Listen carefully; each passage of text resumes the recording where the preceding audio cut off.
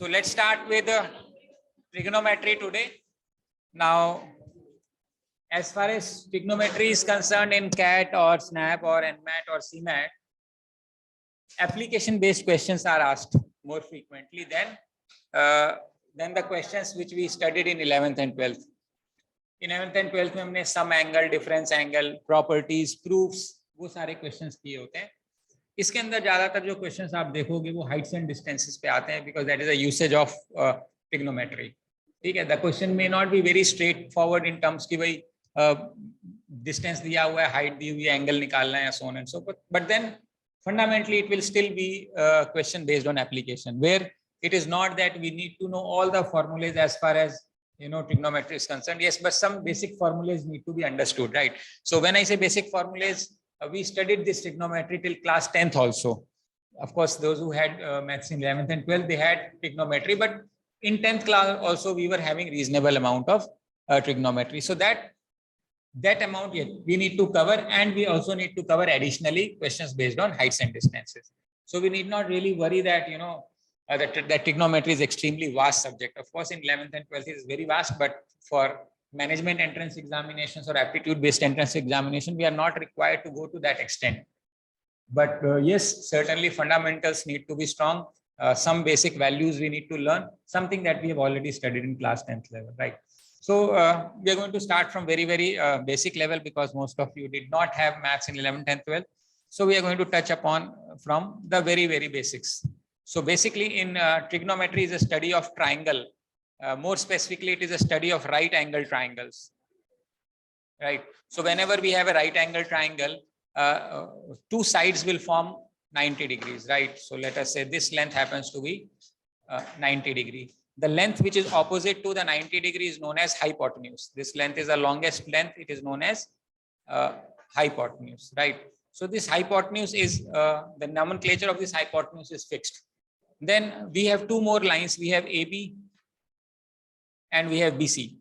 Now, depending on the reference, AB may be called as perpendicular side, BC may be called as base, and vice versa is also possible.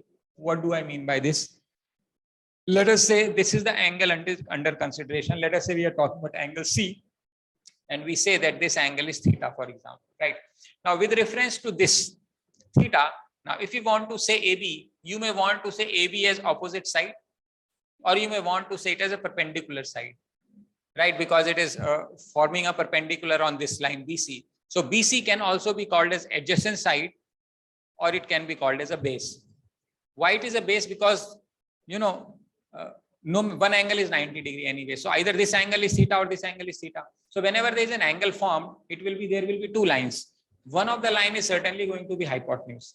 Whatever is the other line will always be called as a base. Now, for example, if I were to simply take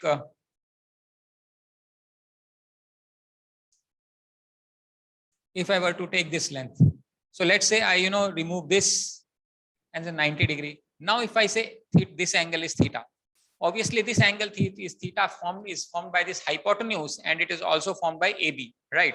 Now, in this case, AB will be known as base, and this will be known as the perpendicular side, right? Or you may want to call it as an opposite side because it's opposite, and you may want to call it as a adjacent side. So this opposite side, adjacent side, base or perpendicular is subject to the angle that we are referring to. पहली बात हमें ये ध्यान में रखने की, ये बात समझ में आती है ना? There are certain standard nomenclature, there are certain standard names which are associated with certain ratios. So we just need to know those names in the first place. Say, for example, we are considering this figure where this angle is theta. Now, if you take a ratio of opposite side, which means nothing but AB upon AC. Let's say we have taken AB upon AC, which is nothing but opposite side upon hypotenuse, which you may also call as perpendicular upon hypotenuse, right? So all these three ratios is known as sine theta. So what is sine theta? It is a ratio. Ratio of what? Ratio of two sides in a triangle. Which two sides? Opposite side and hypotenuse. You may want to call it as perpendicular side and hypotenuse. So there are different nomenclature, but it is simply the ratio of the two sides. Similarly, if you take BC upon AC in this case, let us say we take BC upon AC, you may want to call it as a adjacent side by hypotenuse, or you may want to call it as a base upon hypotenuse, which is known as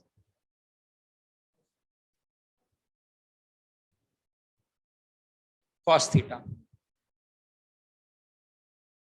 Similarly, third most important thing is what you called as opposite side by adjacent side, which is AB upon BC. You may want to call it as opposite side upon adjacent side, right? Which is known as, if you look carefully, you may get this result by even taking sine theta and cos theta, and this value is known as tangent theta. So sine theta, cos theta, tan theta are these three standard ratios. Of course, tan theta can be also called as sine theta by cos theta. Similarly, if I take the reverse, if I take AC upon AB, which is nothing but 1 by sine theta, this is known as cosecant theta. Similarly, if I were to take, AC upon BC, this would be known as 1 by cos theta. This is known as secant theta. Then you may want to take it as BC upon AB, which is, cos theta by sine theta. You may, or which is nothing but 1 by tan theta, which can also be taken as cotangent theta, or in a shorter form, we simply call it as a cot theta. Right. So these are certain standard values, certain standard names which are associated, and I'm sure we all know this. Nothing special about it. Right. So using this logic, there are few more things. For example, if you look at this figure, we all know about Pythagoras theorem, right? What is the Pythagoras theorem? It says hypotenuse ka square is base square plus height square. That would mean if I want to write here, I can say AC square. हाँ ये भी होगा, इसका reverse होगा, ठीक है. We have AC square is equal to AB square plus BC square. We do not have any problems here, right? Now, if I divide AC square by both the sides, I can always divide AC square on both the sides. Why? Because AC is a length. I cannot only divide by 0, but it is a length, right? AC can get cancelled. If you take this is equal to, can I say I can write it as AB upon AC ka whole square plus BC upon AC ka whole square. लिखा जा सकता है. Now, what is AB upon AC? If you look here, AB upon AC sin theta. And what is BC upon AC? It is cos theta. So you see, it is nothing but this is sin theta ka whole square plus cos theta ka whole square. Now, this thing can also be written as sin square theta plus cos square theta. So this is standard important result that sin square theta plus cos square theta is equal to 1, which is nothing but an application of Pythagoras theorem. All we are doing is dividing both the sides by the hypotenuse. From here we can take a couple of more formulas. I can always say 1 minus sin square theta can be taken as cos square theta. I can also say 1 minus cos square theta can be taken as sin square theta. Or if you want cos theta under root लगाना पड़ेगा, sin theta under root लगाना पड़ेगा. So this gives me a relationship between sin theta and cos theta. So what is it? How do you understand relationship? 1 minus sin square theta is cos square theta. 1 minus cos square theta is sin square theta. Sin square theta plus cos square theta is 1. ये इसी का version है, कुछ नई चीज नहीं है. But हमें ये याद होना चाहिए. So basically these are one of the same results outcome of Pythagoras theorem. Now second outcome of this Pythagoras theorem can be taken as, you see AC square is equal to AB square plus BC square. Now I may want to divide on AB square, and AB square. I can certainly do something like this, right? Now what is AC upon AB? Now if you look carefully, AC upon AB was cosecant square theta, right? AC upon AB is cosecant square theta. So if you look here, this is nothing but cosecant square theta is equal to 1 plus BC upon AB is nothing but cot theta. So this is 1 plus cot square theta. So this is another result. Cosecant square theta, cosecant square theta is 1 plus cot square theta. Another important result from here I may want to derive is cosecant square theta minus cot square theta is equal to 1. Now interesting thing here is we know that a square minus b square can be written as a minus b into a plus b, right? So that basically means I can write this as cosecant theta minus cot theta into cosecant theta plus cot theta is equal to 1. Now if I take this positive this side, I may want to write it as cosecant theta minus cot theta is equal to 1 by cosecant theta plus cot theta. That means these two things will be reciprocal of each other if the sign changes in between them. This is an important result, direct result. For example, you may be given a question where it says cosecant theta minus cot theta is 3/4. What is the value of cosecant theta plus cot theta? If you know this, it is hardly a question. Otherwise, if you try to solve it, then it is certainly a good quality question. Then we are all stuck. आ रही बात समझ में? तो cosecant square theta can be taken as 1 per plus cot square theta. उसी तरीके से हम तीसरा पाइथागोरस का रिजल्ट, तीसरा वाला जो हम रिजल्ट निकाल सकते हैं, वंस अगेन रिजल्ट तो यही बनेगा, AC square is equal to AB square plus BC square. Now I am going to divide by BC square on both the sides, BC square, BC square, BC square. It gets cancelled and I get 1. What is AC upon BC? It is secant square theta. So this is secant square theta is equal to, ये 1 हो जाएगा, plus ये कितना बनेगा, AB upon. So this is another result, secant square theta. Secant square theta is equal to 1 plus tan square theta. Cosecant square theta is 1 plus cot square theta. Now, once again, the same result can be derived here. I may want to say as secant square theta minus tan square theta is equal to 1. And of course, I am directly writing the result. I will get secant theta minus tan theta is equal to 1 by secant theta plus tan theta. Once again, you may want to do something. This is also an interesting result, an important result as far as SSC के अंदर इसके ऊपर ज्यादा questions देखने को मिले हैं. It may not seem CAT, but in SSC you will find a lot of questions based on these ideas. So these are some basic fundamental formulas that we are expected to know. बताओ यहाँ तक बात समझ में आती है? हमने इसमें कुछ नया नहीं देखा, हमने सिर्फ पाइथागोरस थ्योरम को पहले AC से डिवाइड किया, फिर AB से डिवाइड किया, फिर BC से डिवाइड किया और उसको हमने साइन कॉस के टर्म्स में लिखा और हमारे 3-4 रिलेशनशिप आ गए. तो fundamentally sine square theta plus cos square theta is equal to 1. वहीं से दो डेरिवेशन आई, 1 minus sine square theta is equal to cos square theta, 1 minus cos square theta is equal to sine square theta. दूसरा हमारा derivation आया 1 plus tan square theta is equal to secant square theta and 1 plus cot square theta is equal to cosecant square theta. दूसरा हम ये कह सकते हैं cosecant theta minus cot theta is equal to 1 by cosecant theta plus cot theta. By the same logic, we may want to say secant theta minus tan theta can be taken as 1 by secant theta plus tan theta या vice versa, क्योंकि reciprocal में तो दोनों एक दूसरे का reciprocal हो जाएगा. ये हमारे कुछ बेसिक एलिमेंट्री फॉर्मूलेज है जो हमें आने चाहिए. यहाँ तक याद है सभी को? ठीक है. क्या ठंड लगी? भीगी तो वो थी. अच्छा, ओके ओके, चलिए यहाँ तक क्लियर है हमें ना. इसके बाद हमें कुछ बेसिक ट्रिग्नोमेट्रिक फंक्शंस की वैल्यूज याद होनी चाहिए, वो हम देखते हैं. हालांकि माय एक्सपेक्टेशन इज कि वो हमें याद हो, लेकिन हम स्कूल्स में कुछ पढ़ा करते थे टेबल बना बना के. कुछ याद आ रहा है? क्या था वो? बाबा बद्रीनाथ प्रसाद ऐसा कुछ कुछ कुछ करते, हर हर बोले, ऐसा कुछ बोलता था.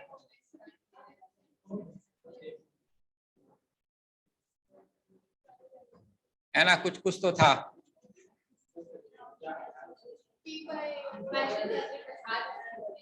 ये तो 0 था, 30 है. ये तो पहली बार सुनने में आ रहा है.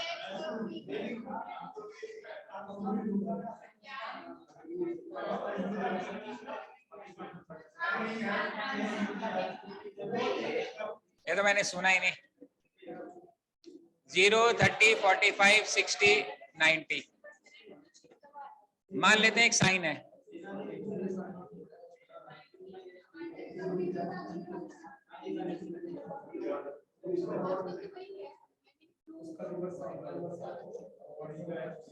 हम इसको क्या करते थे?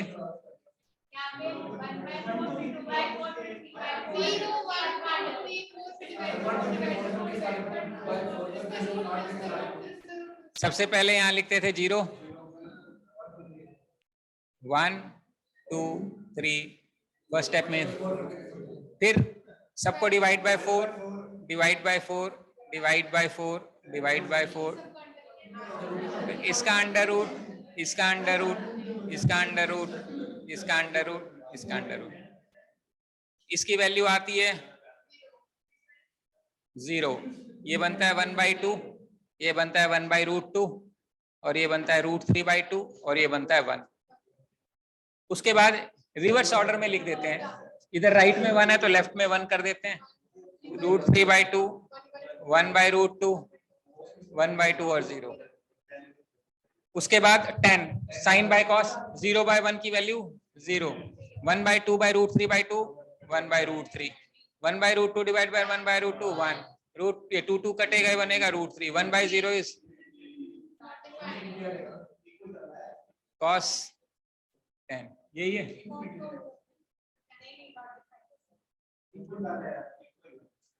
गल नहीं है भाई, बहुत फर्क है भाई। 1/0 is undefined, it's not 0, it's not infinity. वो लिमिट्स होता है, लिमिट्स मान लो 1/x लिखा हुआ है तुमने, when x will tend to 0 then 1/x will tend to infinity. This is never going to be 0, that is never going to be infinity है। हाँ लिमिट्स में, हाँ अब इसको चिंता ना करो, ऐसे ही है, कहीं ध्यान मत।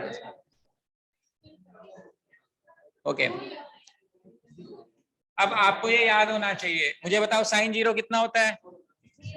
sin 30, सब लोग बोलेंगे इकट्ठा, sin 30, sin 45, sin 60, sin 90, sin 45, sin 0, sin 90, sin 30, sin 45, sin 60, cos 0, cos 30, cos 45, cos 60, cos 90, cos 45, cos 90, cos 90, cos 30, cos 30, cos 45, tan 30, tan 90,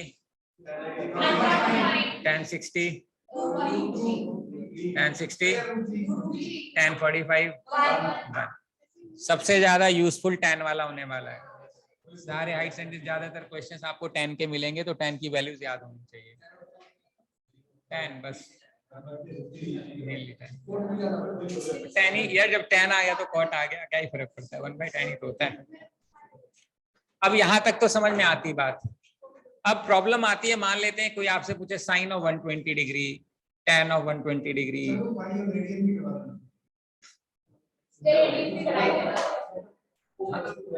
करा दूं? नहीं मैं भूल, इसको पढ़ लेते हैं, अभी टाइम है, करा दूंगा मैं ये कह रहा हूं कि जब हमारे एंगल्स ज्यादा होने लगते हैं प्रॉब्लम आती है। फॉर एग्जांपल हमें साइन ऑफ 300 निकालना है या tan ऑफ 300 निकालना है। Now we don't know because what we have memorised so far is value still 90, those are standard value still 90। So how do you find out these other values, उसका क्या logic है वो हमें समझ में आना चाहिए। उसके लिए हम पहले क्वाड्रेंट पढ़ना है हमको, ठीक है। उस क्वाड्रेंट में क्या होगा वो देखते हैं, फिर बताता हूं आपको।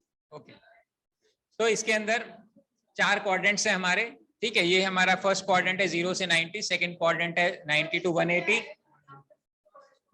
अभी ये 180 to 270 third quadrant, and 270 to 360 is my fourth quadrant.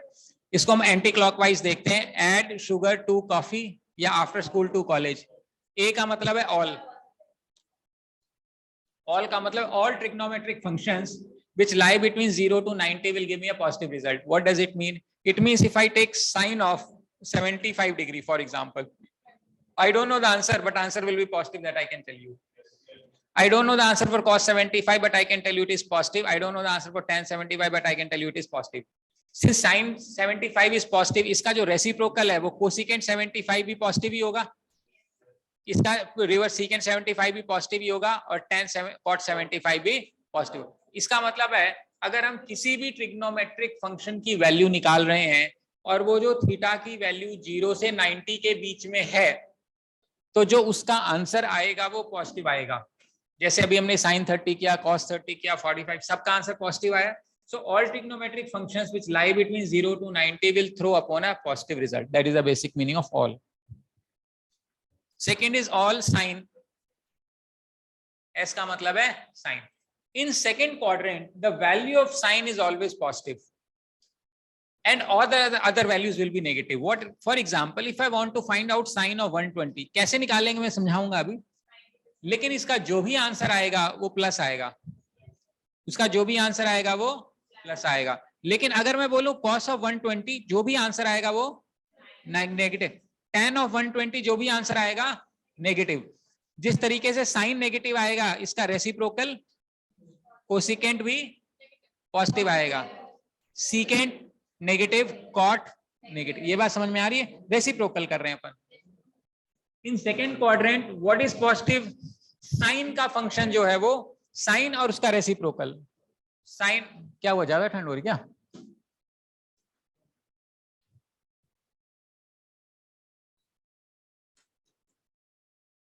अट्ठाईस 29 कर दिया, ऑलमोस्ट बंद हो जाएगा। Okay, now in third quadrant, tan will always be positive. What do I mean by this? For example, I want to find out tan of 210. The answer will be whatever the answer will be. The answer will be positive. Cot 210 will also be positive, but secant 210 will be negative. Cos 210 would be negative. समझ में आ रही बात? क्योंकि ये third quadrant, ये angle जो है वो कौन से क्वाड्रेंट में लाई कर रहा है? थर्ड क्वाड्रेंट में। उसी लॉजिक से अगर मेरे को मान लेते हैं tan ऑफ 300 चाहिए होता तो मेरा आंसर क्या आता? नेगेटिव आंसर आता, negative. 300 is lying in fourth quadrant. In fourth quadrant only cos is positive, rest all is negative. In third quadrant only tan is positive, rest all is negative. When I say rest, I mean tan and its reciprocal is positive, rest all is negative. Fourth quadrant में cos is positive, that means cos and its reciprocal will always be positive, rest value will be negative. यानी tan 300 की value हमेशा negative आएगी। लेकिन अगर मेरे को cos 300 की वैल्यू निकालनी है तो मेरा जो भी आंसर आएगा वो पॉजिटिव आएगा। sin 300 की वैल्यू निकालनी है तो मेरा आंसर हमेशा नेगेटिव आएगा। ये क्वाड्रेंट का मतलब है। First quadrant, second quadrant, third quadrant और फोर्थ क्वाड्रेंट में क्या होने वाला है, यहां तक बात समझ में आती है? Add sugar to coffee if the trigonometric function lies between 0 to 90, the answer will always be positive. If the trigonometric function lies between 90 to 180, the answer will always sign will always be positive, rest everything will be negative. If it lies between 180 to 270, only tan remains positive and of course reciprocal remains positive, rest all will become negative. Similarly, if the value lies between 270 to 360, then also cos is going to be positive, rest everything is going to be negative. Positive होगा बेटा tan और उसका कहां negative लिखा है? ये वाला cosecant था। अच्छा चलो,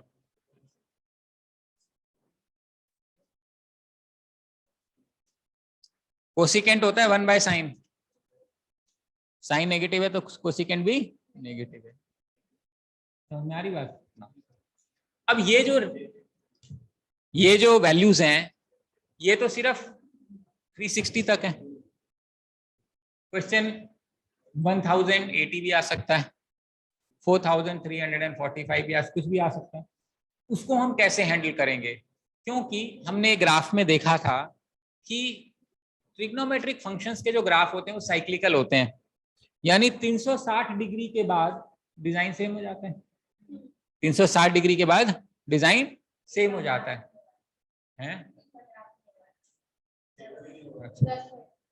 अच्छा हाँ ओके, अच्छा ग्राफ नहीं हुआ है, ठीक है। जब हम साइन कॉस टैन का डिजाइन बनाते हैं, ग्राफ बनाते हैं, तो 360 डिग्री के बाद वो डिजाइन सेम हो जाता है। उसका एक मतलब है ट्रिग्नोमेट्री में। उसका क्या मतलब है मैं पहले वो समझाता हूं, फिर देखते हैं। जैसे कि 180 डिग्री के बाद जो ग्राफ है वो सेम रहता है, लेकिन ऊपर नीचे हो जाता है। एक एग्जांपल ले लेता हूं थोड़ा सा, फिर समझाता हूं। मान लेते हैं हम साइन का ग्राफ बना रहे हैं, ठीक है। ये 0 डिग्री, ये 90 डिग्री, ये 180 डिग्री, ये 270 डिग्री और ये 360 डिग्री। जैसा डिजाइन यहां बनाए एग्जैक्टली वैसा डिजाइन अगला फिर से बनेगा। आ रही बात समझ में? यानी इन दोनों का डिजाइन एकदम सेम है। तो ये 360 डिग्री, ये 360, डिजाइन सेम है। लेकिन अगर मैं 180 की बात करूं तो भी डिजाइन सेम है, सिर्फ ये ऊपर की तरफ, ये नीचे की तरफ है। मुंह उसका ऊपर नीचे है, यानी साइन चेंज हो रहा है, डिजाइन में कोई फर्क। यही बात कॉस के लिए भी लागू होती है और टैन के लिए भी लागू होती है। क्या लागू होता है? मान लो मैंने tan का ग्राफ बनाया, ये -90 है, ये 0 है, ये 90 है, tan का ये लाइन बनाई, ये 180 डिग्री के बीच में ग्राफ ऐसे बनता है। फिर अगला ये 180 डिग्री के ग्राफ ऐसे बनेगा, फिर ये tan का ग्राफ है। तो आप ध्यान से देखो, ये ग्राफ सेम है, डिजाइन सेम है। कॉस का अगर हम ग्राफ बनाएंगे, मान लो ये ऐसे बनेगा,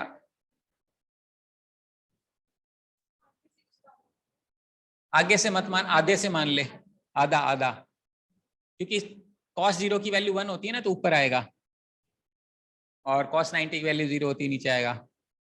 तो अगर हम ध्यान से देखें तो यहां से मान ले, यहां पे देख लेते हैं, ये ऊपर ये नीचे, ये एक डिजाइन है, फिर ये नीचे से ऊपर ये सेम डिजाइन है, ये पूरा 360 डिग्री है, ये पूरा 360 डिग्री है।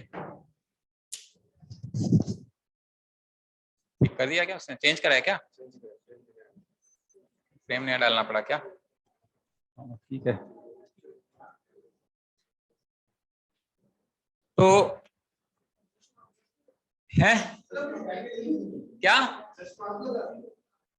अब लगा मतलब, क्या बात कर रहे हो, मैं तो हमेशा ही चश्मा होता है?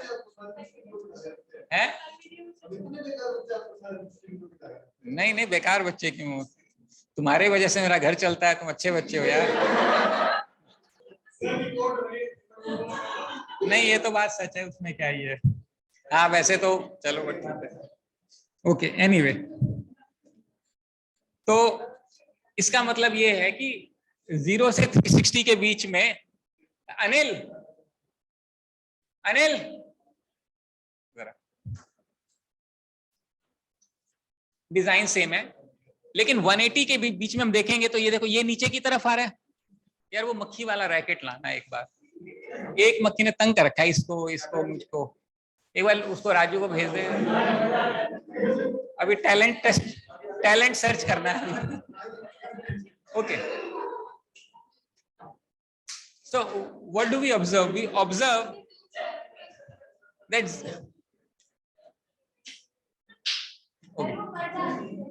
ओके, तो ध्यान से 0 से 180 के बीच में अगर ग्राफ ऊपर जा रहा है तो 180 से 360 नीचे जा रहा है, यही बात है, और ज्यादा कोई फर्क नहीं है। साइन चेंज हो रहा है लेकिन डिजाइन नहीं चेंज हो रहा, बस 360 के बाद सब सेम हो जाता है, टोटल सेम है। इस बात का ट्रिग्नोमेट्रिक रिजल्ट क्या है, मतलब ट्रिग्नोमेट्रिक फंक्शन में क्या बात होती है, इसका जो एप्लीकेशन है वो ये है कि अगर मैं साइन ऑफ 180 प्लस थीटा या माइनस थीटा करूं, यानी 180 डिग्री में कुछ जोड़ू या घटाऊं, मेरा या तो प्लस आएगा या माइनस, वो डिपेंड करेगा कौन से क्वाड्रेंट में, उसको हम बाद में देखेंगे, अभी थोड़ी देर पहले देखा था, लेकिन जो रिजल्ट है वो साइन थीटा ही रहेगा, डिजाइन में कोई फर्क नहीं पड़ रहा। ऐसे ही मान लेते हैं cos of 180 plus minus theta होता तो मेरा answer plus minus cos theta ही आता। अगर मेरे पास tan of 180 plus minus theta होता तो मेरा answer plus minus tan theta ही है, एंड रेसिप्रोकल भी सही है। मान लो साइन की जगह कोसिकेंट थीटा कर देते,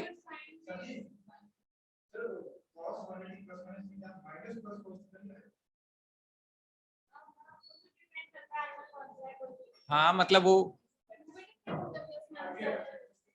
नहीं, अब मैं एक बार ना लाइट बंद कर दे सारी, उधर वाली चला दे, ये लाइट बंद कर एक बार, वो चला जाएगा, लाइट्स बंद कर दे, उधर चली जाएगी ना मक्खी ना, ये ध्यान, ये मत करियो, ऊपर वाले लाइट बंद कर दे, सारी सारी लाइट बंद कर दे एक बार, बंद कर दे, ओके।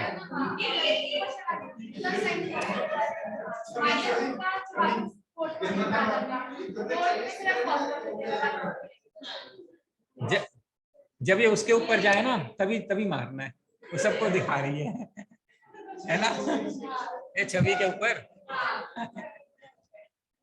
वैसे अभी हमने बंद कर दिया, शायद चली जाएगी बात, अभी तो नहीं है कहीं, कहाँ? अरे मैं थोड़ी ना करूंगा यार, यहाँ रख के कहाँ जा रहा है, ये देख, हाँ वो दे दो।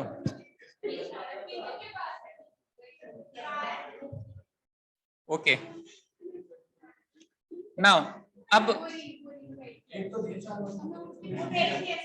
आराम से बैठे, उसको तंग ना करो। Okay, now listen up. अभी क्या है इसमें, हाँ, मैं ये कह रहा हूं कि जब हम ग्राफ बनाएंगे ना, तो जो हमारा ग्राफ बनता है उसकी जो डिजाइनिंग है वो 0 से लेके 360 तक के बाद डिजाइन रिपीट हो रहा है। इसका मतलब है साइन ऑफ 360 प्लस थीटा करेगा तो साइन थीटा सेम आएगा। मतलब मान लो जैसे 180 किया ना, मान लो मैंने कहा साइन ऑफ 360 प्लस थीटा या माइनस थीटा, कुछ भी। अब प्लस आएगा या माइनस वो मैं बाद में समझाऊंगा, लेकिन आपका आंसर साइन थीटा ही आएगा। क्यों आएगा? बिकॉज 360 के बाद सेम आ रहा है, वैसे ही 180 के बाद भी सेम आएगा। बट 180 के बाद प्लस माइनस का थोड़ा ध्यान देना पड़ेगा हमें। अगर सिर्फ 180 मतलब साइन 360 प्लस थीटा होता, मान लो मैं एक बार 360 प्लस थीटा ले रहा हूं, एक मिनट, माइनस इसलिए नहीं ले रहा हूं क्योंकि कुछ चेंज, सिर्फ साइन थीटा ही आएगा। चाहे कॉस 360 प्लस थीटा कितना आएगा, क्योंकि क्या होता है कि जैसे ही 360 प्लस थीटा किया तो मेरा फर्स्ट क्वाड्रेंट में चला गया, तो फर्स्ट क्वाड्रेंट में सारे पॉजिटिव है, इसलिए कोई चक्कर नहीं पड़ता। इसका मतलब ये है बेसिकली साइन कॉस टेन कुछ भी हो, साइन कॉस टेन कुछ भी हो, अगर मेरा पाई प्लस माइनस थीटा है ना, तो साइन ये जो चीज है वही चीज यहां पे आएगी, कोई फर्क नहीं पड़ेगा। नहीं, पॉजिटिव नहीं आएगी, वो बताऊंगा अभी आपको। अगर 2 पाई होता फिर पॉजिटिव है, वो तो सिर्फ 360 का, पाई का मतलब 180 डिग्री। वो रेडियन कह रहा था ना, pi radian is equal to 180 degree होता है, ये पाई इज अ रेडियन, तो पाई रेडियन की वैल्यू 180 डिग्री होती है। तो मैंने या तो पाई लिख दूं या रेडियन लिख दूं, मतलब डिग्री लिख दूं, तो पाई वो भी होती है, but that is in radiance. अगर रेडियन को हमें डिग्री में कन्वर्ट करना है तो रेडियन की वैल्यू वो 180 होती है। तो किसी भी ट्रिग्नोमेट्रिक फंक्शन में यानी 180 में कुछ जोड़े या घटाएं, चाहे 180 में जोड़े या घटाएं, या एन पाई, इसको जनरली किताब में एन पाई भी लिखा जा सकता है। एन मतलब या तो n1 होगा तो पाई प्लस थीटा हो जाएगा, या n2 होगा 2 पाई प्लस थीटा, या n3 होगा 3 पाई प्लस माइनस थीटा हो जाएगा। तो n pi plus minus theta का जो रिजल्ट होता है ना, वो ट्रिग्नोमेट्रिक फंक्शन सेम होता है। क्यों सेम होता है? अभी मैंने ग्राफ जैसे बना के दिखाया कि डिजाइन ग्राफ में कोई फर्क नहीं पड़ेगा, नहीं वैल्यू में कोई फर्क नहीं पड़ेगा, लेकिन साइन में फर्क इसलिए पड़ेगा क्योंकि हमें ये नहीं पता कि वो कौन से क्वाड्रेंट में लाई कर रहा है, वो कौन से क्वाड्रेंट में लाई कर रहा है, और किस क्वाड्रेंट में लाई करेगा उसके अकॉर्डिंग हमें प्लस माइनस लेना है, जो हमने थोड़ी देर पहले पढ़ा था।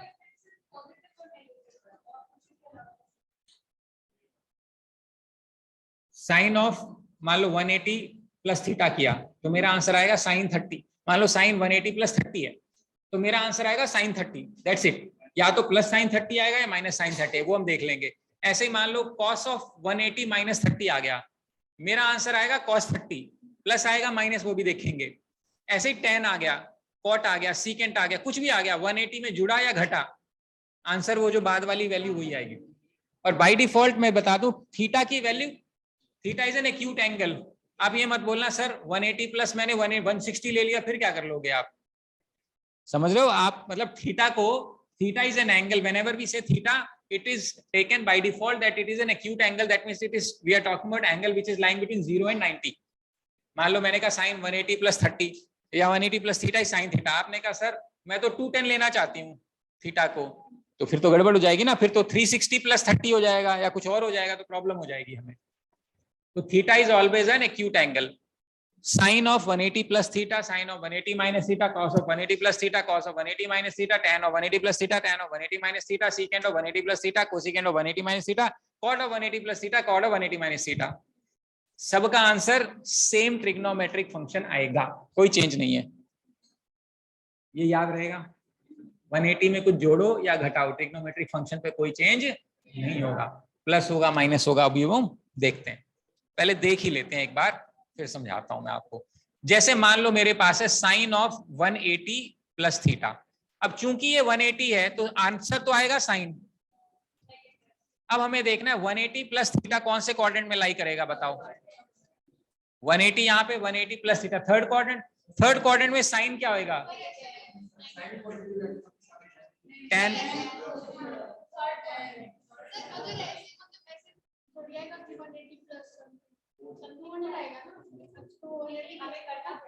अभी बनाएंगे, जुगाड़ बनाएंगे उसका। अभी फिलहाल साइन थीटा है, लेकिन प्लस लिखूं या माइनस लिखूं? एसी चल रहा है, एसी टेम्परेचर थोड़ा बढ़ाया था मैंने, कोई नहीं, बिल्कुल बीच में 25 कर दिया है, ये तो बंदी है, ठीक है।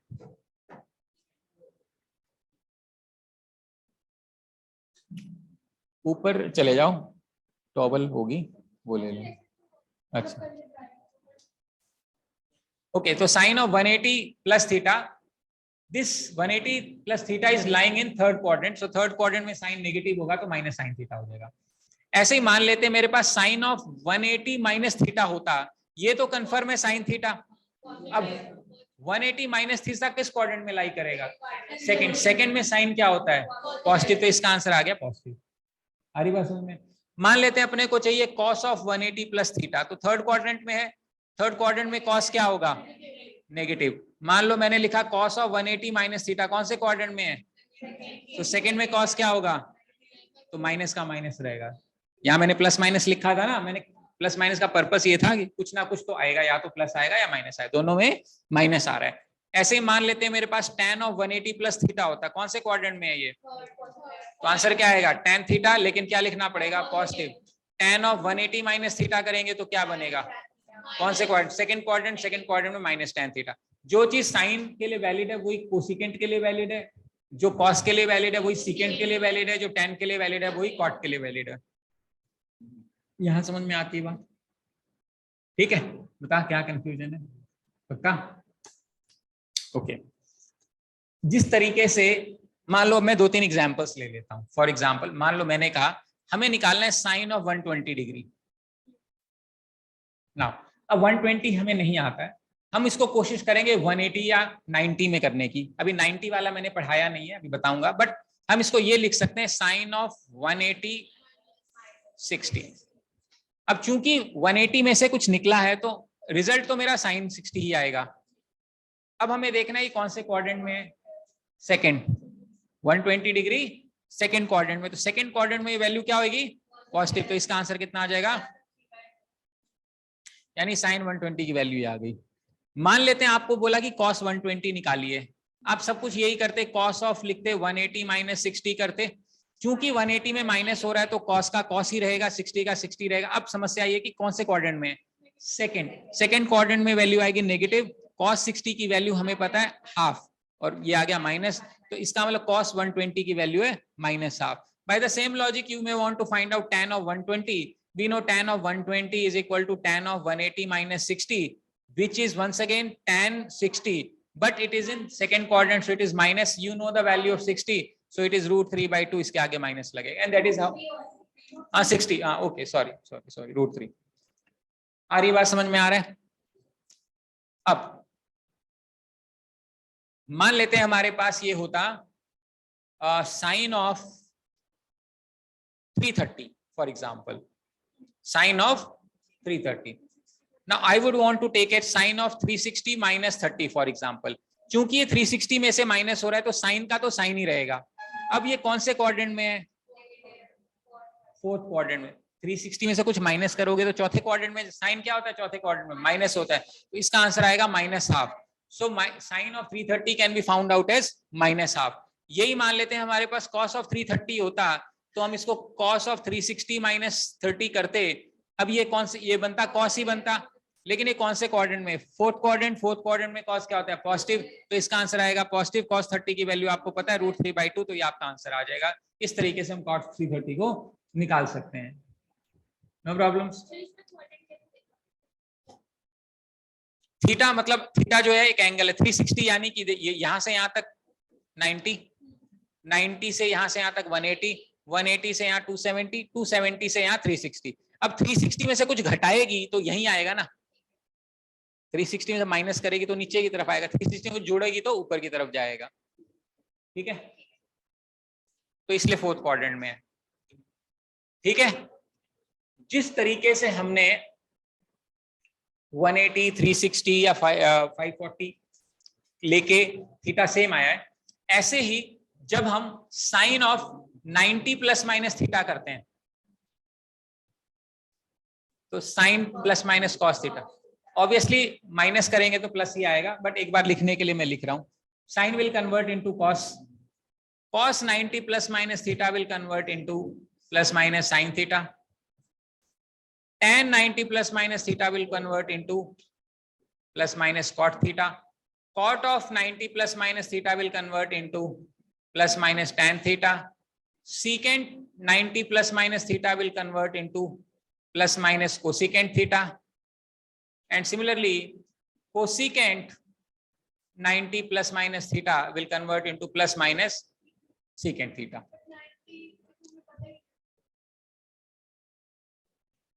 हाँ, अभी बताता हूं कैसे. जब 90 आता है ना तो ट्रिग्नोमेट्रिक फंक्शन का डिजाइन बदल जाता है. क्या मतलब है, देख, ये साइन है, ये कॉस है.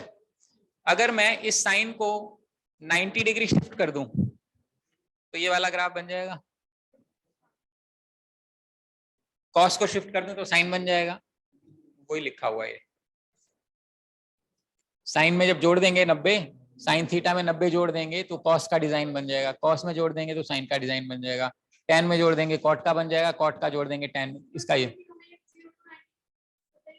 हाँ, अभी आते हैं, उसके पे भी आते हैं. अब मान लेते हैं मेरे पास साइन ऑफ 90 माइनस थीटा है, तो मेरा आंसर तो आएगा cos theta. But 90 minus theta कौन से क्वाड्रेंट में है, फर्स्ट, तो हमेशा ही प्लस आएगा. कॉस 90 माइनस थीटा क्या बनेगा, साइन थीटा, लेकिन हमेशा ही प्लस आएगा क्योंकि फर्स्ट क्वाड्रेंट में. साइन 90 में से कुछ भी घटाने पे कोई प्रॉब्लम नहीं है. प्रॉब्लम है जब हम जोड़ते हैं. For example sine of 90 plus theta, तो चूंकि 90 प्लस थीटा है तो एक कॉस थीटा बनेगा. अब पॉजिटिव आएगा नेगेटिव, तो ये कौन, ओके. अब आप ये समझो,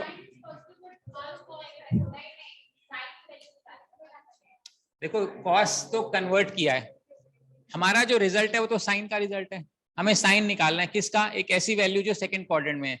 क्योंकि हम साइन निकाल रहे हैं तो हमें साइन के बारे में पता होना चाहिए. साइन का कौन से क्वाड्रेंट में, सेकंड. सेकंड में पॉजिटिव आएगा और वो कन्वर्ट होके कॉस बनेगा. इसका मतलब है, मान लो हमने अभी ऊपर निकाला था साइन ऑफ 120 निकाला था, मान लो आपको साइन ऑफ 120 निकालना है. हमने वहां 180 माइनस 60 किया था, मैं यहाँ पे करूंगा साइन ऑफ 90 प्लस 30. चूंकि ये सेकंड क्वाड्रेंट में आंसर पॉजिटिव ही रहेगा क्योंकि हम साइन के बारे में बात कर रहे हैं. बट यहाँ कन्वर्ट होके cos 30 हो जाएगा. ये cos 30 की वैल्यू होती है √3/2. वही आंसर आया था, देखो, √3/2. Sine 67 cos 30. तो आपको जो ओरिजिनल वैल्यू निकालनी है ना, वो उसका क्वाड्रेंट देखना है, ना कि रिजल्टेंट का क्वाड्रेंट. रिजल्टेंट तो सॉल्व करने का प्रोसेस है. 180 प्लस साइन 90 प्लस थीटा, तो साइन की बात कर रहे हैं हम, कुछ नहीं, सेम कोसेकेंट में कन्वर्ट हो जाएगा. सीकेंट, हाँ, क्वाड्रेंट के हिसाब से. सीकेंट किसको रिप्रेजेंट कर रहा है, 1/cos को, तो कॉस का चलेगा. अच्छा, कोई बात नहीं, मान लेते हैं अपने को सीकेंट 135 लेना है. अब इसको आप कर सकते हैं सीकेंट ऑफ 90 प्लस 45 कर सकते हैं. अब सीकेंट यानी 1/cos. अब 1/cos यानी cos की बात कर रहे हैं. cos कौन से क्वाड्रेंट में पॉजिटिव होता है, और ये कौन से क्वाड्रेंट की बात कर रहे हैं, इस 135 इज इन सेकंड क्वाड्रेंट. 97 80. इसका मतलब इसका जो भी आंसर आएगा वो तो नेगेटिव आएगा. कंफर्म हो गया. Secant will convert into cosecant 45. अब सीकेंट, हाँ, तो अब सीकेंट 40, कोसेकेंट 45 की वैल्यू पता होनी चाहिए, विच इज 1/sin 45. ये 1/sin 45, sin 45 इज 1/√2, यानी 1/1 डिवाइडेड बाय 1/√2. तो आंसर आ जाएगा √2. लेकिन इसके आगे माइनस है क्योंकि ये सीकेंट की बात कर रहे हैं और सेकंड क्वाड्रेंट की बात कर रहे हैं. Secant is positive only in fourth quadrant, तो ये आंसर आ जाएगा आपका. अब ये जो मैं 90 के लिए बोल रहा हूं, it is not just for 90, it is for 90, 270, यानी ऑल ऑड मल्टीपल्स ऑफ 90. किताब में इसको ऐसे लिखा जाएगा 2n +1 π/2 ± θ। 2n + 1 का मतलब है odd, n is any number, 2n + 1 is a standard way of writing an odd number। n को कुछ भी डालोगे तो ऑड नंबर बनेगा, 0 डालोगे तो π/2 बनेगा, 1 डालोगे तो 3 π/2 बनेगा, 2 डालोगे तो 5 π/2 बनेगा। ये सारे क्या बनेंगे? Odd multiples of 90। तो इसके अंदर मेरा ट्रिग्नोमेट्रिक फंक्शन चेंज हो जाएगा, समझ में? जैसे 90 में चेंज हो रहा है, ये सारी चीज उसको, इसी चीज को रिप्रेजेंट कर रही है, ऊपर वाले को। बस इसको मैंने जनरलाइज कर दिया। किताब के अंदर ना जो मैंने 180 बताया था, उसमें भी यही लिखा, उसमें लिखा हुआ है 2 π/2 ± θ। इसमें ट्रिग्नोमेट्रिक फंक्शन चेंज नहीं, 2 π is always even number, 2n, हाँ 2n is always even number. Even number into π/2 will always cancel this 2, यानी पाई इंटू समथिंग आएगा। पाई इंटू समथिंग का मतलब है 180 इंटू समथिंग आएगा, जो कि चाहे 180 इंटू 2 हो, 180 इंटू 3 हो, 185, उससे कोई फर्क नहीं पड़ेगा हमें। आ रही बात समझ में? यानी कि π/2 ± θ में ट्रिग्नोमेट्रिक फंक्शन चेंज होगा, 180 में ट्रिग्नोमेट्रिक फंक्शन चेंज नहीं होगा। मोटी बात ये है। चेंज क्या होगा? Sine will cos, cos is sine, secant in cosecant, cosecant is secant, tan is cot, cot is tan. ठीक, और कौन से क्वाड्रेंट में लाई करेगा? वो जिस ट्रिग्नोमेट्रिक फंक्शन को हमें क्वेश्चन में दिया हुआ है, उस ट्रिग्नोमेट्रिक फंक्शन को देखना है कि वो कौन से क्वाड्रेंट में, ना कि जो उसका रिजल्ट आएगा उसको देखना है। उसको देखते ही गड़बड़ हो जाएगा क्वेश्चन। ठीक है, इस तरीके से हम कोई भी वैल्यू अगर हमारी 30, 60, 90, 45 में आ जाए तो हम आराम से उसको सॉल्व कर सकते हैं। ठीक है, तो ये तो हमारा एकदम बेसिक लेवल के फॉर्मूले थे जो हमें आने चाहिए।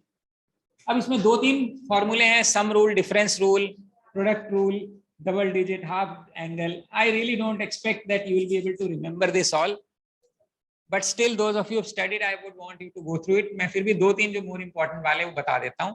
उसके अलावा 2-3 चीजें और हैं that I want to first add. For example, I say sine of -θ। अब साइन ऑफ -θ का क्या मतलब है? आप ये ध्यान से देखिए। क्यों है? क्योंकि साइन थीटा का मतलब होता है, थीटा हमेशा ये वाला एंगल होता है, एंटी क्लॉकवाइज डायरेक्शन में इसको थीटा बोलते हैं। -θ का मतलब हो गया कि वो नीचे की तरफ आ रहा है, तो ये वाला एंगल मेरा -θ रिप्रेजेंट कर रहा है। लेकिन अगर हमें एंगल प्रॉपर तरीके से रीड करना है तो हम हमेशा एंटी क्लॉकवाइज रीड करेंगे। तो -θ एंगल का मतलब है फोर्थ क्वाड्रेंट का एंगल। -θ का मतलब है फोर्थ क्वाड्रेंट में। साइन थीटा फोर्थ क्वाड्रेंट में पॉजिटिव होता है, नेगेटिव होता है? नेगेटिव होता है, इसीलिए साइन ऑफ -θ की वैल्यू -sin θ होती है, क्योंकि आंसर नेगेटिव आएगा। लेकिन कॉस ऑफ -θ की वैल्यू क्या आएगी? क्योंकि कॉस नेगेटिव यानी कि फोर्थ क्वाड्रेंट की बात कर रहा है, और कॉस फोर्थ क्वाड्रेंट में हमेशा पॉजिटिव होता है, इसलिए कॉस ऑफ -θ हमेशा प्लस कॉस थीटा होता है। उसके अलावा बाकी सब कुछ tan ऑफ -θ भी -tan θ होगा, because tan in fourth quadrant is a negative value and therefore this happens. जब मैं ये बोल रहा हूं तो इसके लिए रेसिप्रोकल भी सही है, मतलब कोसिकेंट -θ की अगर मैं बात करूं तो माइनस कोसिकेंट थीटा आएगा। ठीक है, सीकेंट -θ की बात करूं तो प्लस सीकेंट थीटा आएगा। कॉट -θ की बात करूं तो माइनस कॉट थीटा आएगा, क्योंकि हम रेसिप्रोकल्स की बात कर रहे हैं। यहां तक कोई प्रॉब्लम है? 1-2 फॉर्मूले, ये वाला फॉर्मूला जरूर याद कर लेना। Sine of a minus b की वैल्यू क्या होती है?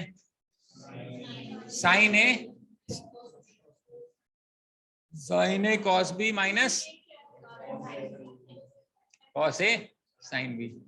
ये मैं इसलिए बता रहा हूं क्योंकि कई बार क्वेश्चन मैंने देखे हैं उसमें साइन 15 कॉस 15 पूछ लेता है। मान लो साइन 15 पूछ लिया तो हम इसको ऐसे लिख सकते हैं, साइन ऑफ 45 माइनस 30। इसका मतलब बनेगा sine of 45 into cos of 30 minus cos of 45 minus into sine of 30। अब चूंकि हमें 45 और 30 के बारे में पता है तो हम इसका आंसर निकाल सकते हैं। ये बनेगा 1/√2, ये बनेगा √3/2 माइनस कॉस 45 1/√2, ये बनेगा हाफ। तो इसका रिजल्ट बनेगा √3 माइनस 1/2√2। तो ये साइन 15 की वैल्यू है। तो हमारे पास एक साइन a माइनस बी थोड़ा सा हम याद कर ले तो बेटर है, which is sine a cos b minus cos a sine b. ठीक है, ऐसे ही अगर मैं sine of a plus b करता हूं तो sine a cos b plus cos a sine b. For example हमें साइन ऑफ 75 निकालना पड़ गया, जैसे मैंने शुरू में लिया था। अब साइन 75 हम इसलिए निकाल पा रहे हैं क्योंकि हमें साइन ऑफ 30 की वैल्यू प्लस 45, 30 प्लस 45 is sine 75। Now we know sine a is nothing but sine 30। ये बनेगा sine 30 cos 45 plus cos 30 sine 45, right. So sine 30 की वैल्यू बनेगी 1/2, cos 45 की वैल्यू बनेगी 1/√2, cos 30 बनेगा √3/2 और ये बनेगा 1/√2। तो मेरा आंसर आ जाएगा √3 + 1/2√2। ये मेरी वैल्यू होगी साइन ऑफ 75 की। तो साइन ए cos बी, हाँ हाँ एक ही बात है, आंसर में कोई फर्क नहीं पड़ेगा। 45 + 30 लिख दो तो भी कोई दिक्कत नहीं। साइन ए cos बी मतलब sine a plus b sine a minus b important है। उसके बाद वैसे तो चाहे तो बहुत कुछ है, cos of a minus b भी कर सकते हैं। क्या बनेगा cos of a minus b है?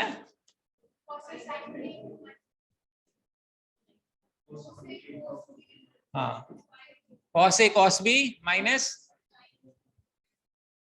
cos a cos b sine a sine b. ऐसे ही cos of a plus b कितना बनेगा? ये शायद माइनस में साइन उल्टा नहीं होता था, उल्टा होता था। हाँ, तो ये बनेगा cos ए प्लस बी बनेगा cos a cos b minus sign a sine B. Once again है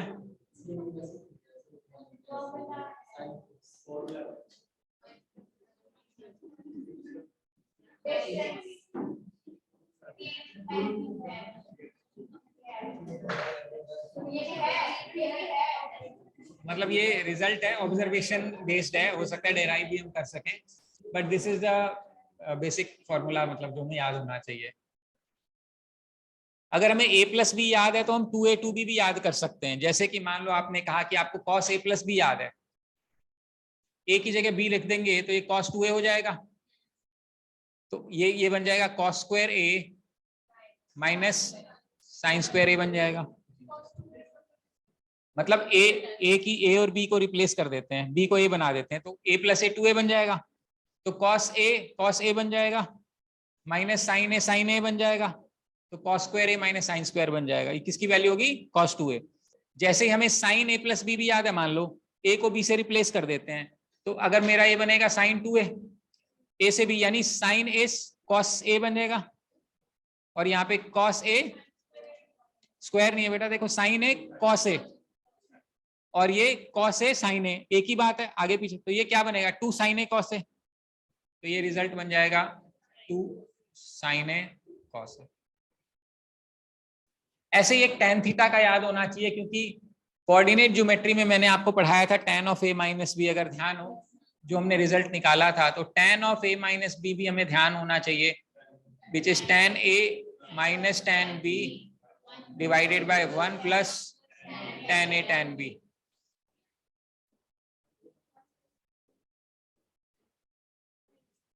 वो tan 2a होता है, 2 tan a बाय 1 माइनस tan स्क्वायर a। वो a प्लस बी से कर लेते हैं, अभी समझ में आ जाएगा तेरे को। tan of a plus b ले लेते हैं, तो ये क्या बनेगा? tan a plus tan b divided by 1 minus tan a tan b। अब जो तुम कह रही हो वो हो सकता है tan 2a कर लेते हैं, इसका मतलब है b can be replace by a। तो जब b a रिप्लेस हो जाएगा तो इसकी जगह a लिख सकते हैं, tan a plus tan a बन जाएगा 2 tan a। यहाँ पे b की जगह a हो जाएगा तो 1 माइनस tan स्क्वायर a। शायद आपको ये ध्यान आ रहा है।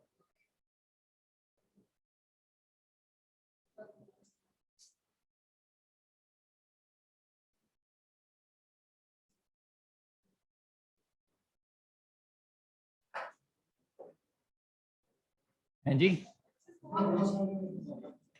नोट डाउन करने में समझा दिया मैंने। क्या समझा दिया? बता बता। tan वाला, अच्छा कोई बात नहीं। देखो tan a minus b, tan a minus tan b divide by 1 plus tan a tan b, याद करना है ये।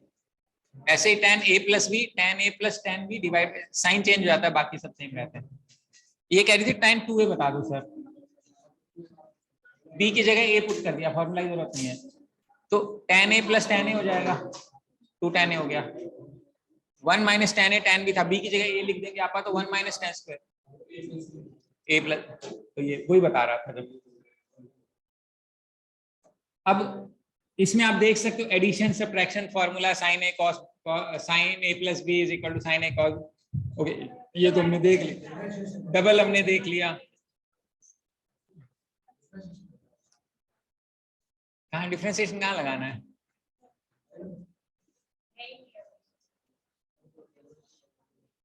अब इसमें हाफ एंगल है और 3 एंगल वाला भी है,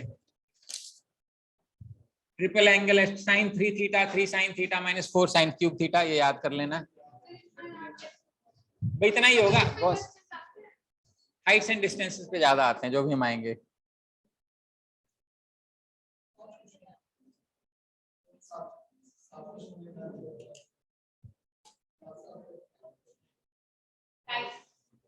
यहां तक ठीक है। अब यहां तक तो मेरा एक्सपेक्टेशन है कि आप करोगे, इसके आगे करना है तो इसमें फॉर्मूले दिए हुए याद करना है आपने, बस करा दूंगा अभी। हाँ मेरे को होएगा। क्या रजनीश ले रहा है, मेरे को लेना है, क्या कह रहे थे वीकेंड पे? हाँ मुझे भी।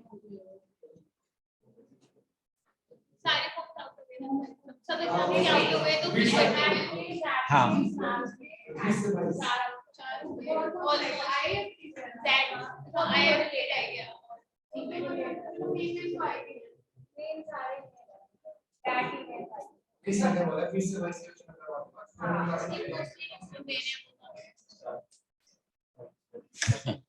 कौन है ये? अभी मैंने बोला नहीं है ये, और ये कौन? ये तो मेरा लास्ट सेंटेंस होता है बेटा, अभी तो बहुत टाइम पड़ा है। हाँ अभी चला गया बोल के।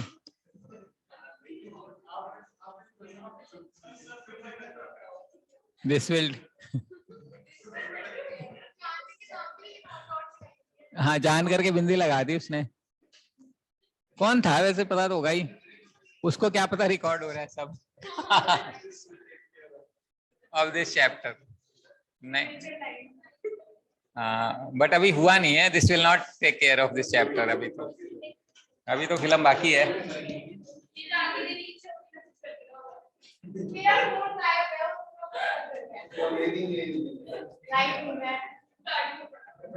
ओके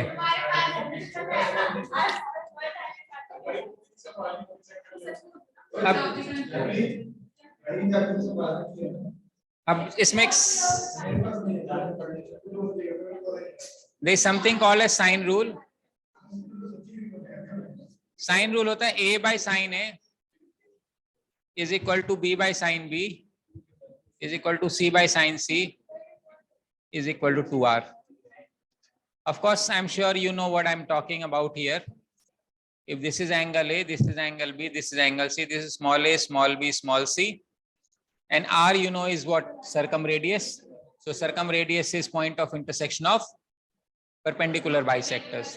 तो ये मान लो ये इसका perpendicular bisector है, ये इसका perpendicular bisector है, ये इसका perpendicular bisector है. So a point which will which can circumscribe a circle.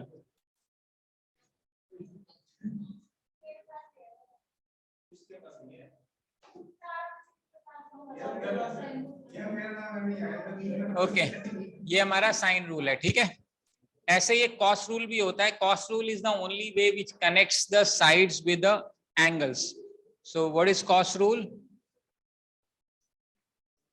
Let's say I can say cos of A can be found out by taking b square plus c square minus a square divided by 2bc. मतलब a angle चाहिए, मान लो cos a angle चाहिए, तो इसका square plus इसका square minus जो angle चाहिए उसका स्क्वायर डिवाइडेड बाय जो दोनों प्रोडक्ट लिए हुए हैं उसको डिवाइड करना है, ये cos a बनेगा। इसी लॉजिक से आप मेरे को cos b भी बता सकते हैं, a square plus c square minus b square divided by cos of c is equal to a square plus b square minus c square divided by 2ab. So you see, if you know the three sides, we can always find out the angle using this rule. Cos rule. इसका मतलब ये कि मान लो अपने को किसी triangle की तीनों साइड के बारे में पता है तो हम उसका एंगल निकाल सकते हैं।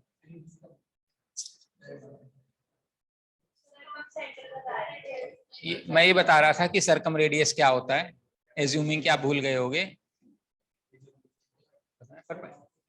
परपेंडिकुलर बाइसेक्टर का जो इंटरसेक्शन होता है उसको सरकम सेंटर बोलते हैं। वहां से वर्टेक्स जब बनाते हैं तो हम उसको सरकम रेडियस बोलते हैं। नहीं कर रहा उससे, ठीक है क्या? ओके हाँ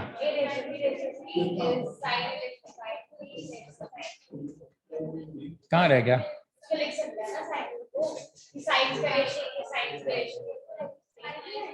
हाँ इसी चीज को, the ratio of the side is always in the ratio of their sine of their angles. हाँ जी, आर वी क्लियर यहाँ तक? इस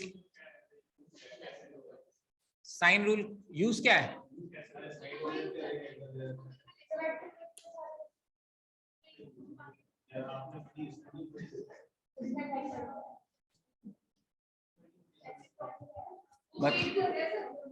A is to B is to C, इसका जो रिलेशनशिप बनता है वही बनता है।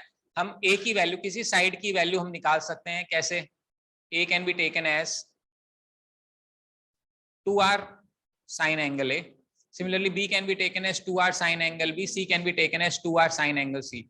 Now, if you want to take the ratio of the three sides, RR gets cancelled. It is in the same ratio of sine of A is to sine of B is to sine of C. यानी अगर मान लो हमें कोई angles पता है तो हम उनकी साइड्स का रेशियो निकाल सकते हैं। हाँ, दो एंगल भी पता हो तो भी निकल जाएगा, क्योंकि तीसरा एंगल तो वहां ज्यादा यूज है। अगर हमें उसके एंगल्स के बारे में पता है और हमें साइड के रेशियो या साइड में कुछ रिलेशनशिप चाहिए तो वो यहां से आ जाता है, ठीक है। क्योंकि अगर वो राइट एंगल है तो इजी है हमारे लिए, क्योंकि हम पाइथागोरस थ्योरम लगा के बाकी सारी साइड्स निकाल सकते हैं। लेकिन अगर वो राइट एंगल नहीं है then we are in trouble, मतलब उस वक्त ये काम में आ जाएगा आपके, ठीक है ना। ऐसा कोई रूल नहीं होता।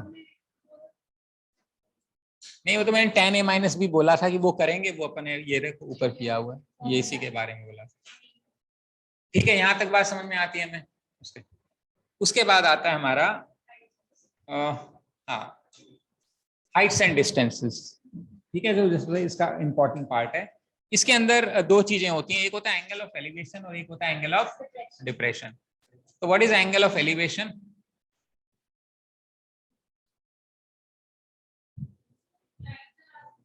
हाँ हाँ बिल्कुल, जला लेते हैं।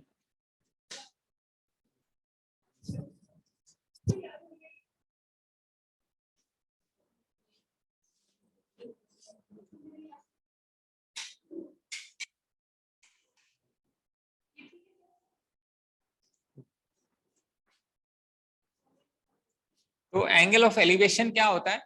मान लेते हैं हमारे पास एक एक बेस है, इधर से अगर हम कुछ ऊपर की तरफ देखें, मान लेते हैं we are watching upwards, so this the angle here, this angle is known as angle of elevation. So let us say there is a tower and you are watching the top of the tower. क्या हुआ?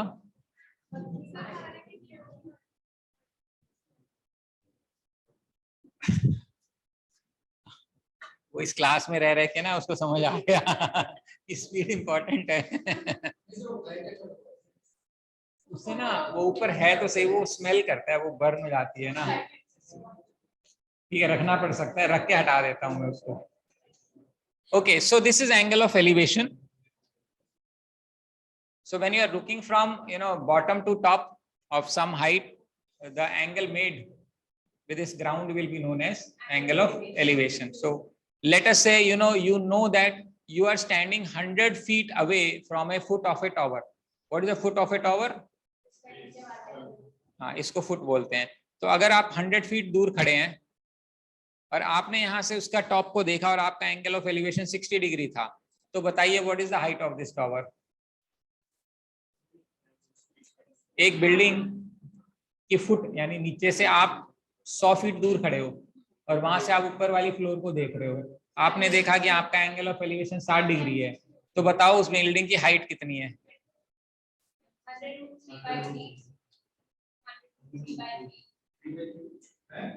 कैसे करेगा? Question समझ आया? हाँ समझ आया question? निकाल फिर कैसे करेंगे?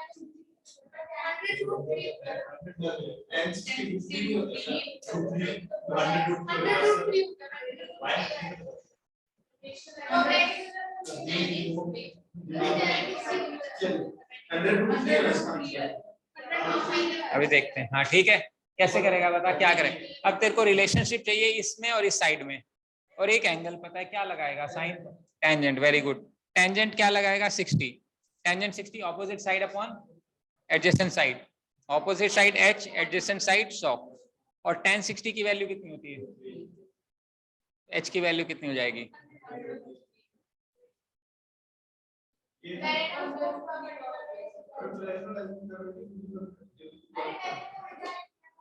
ठीक है, क्लियर है यहाँ तक?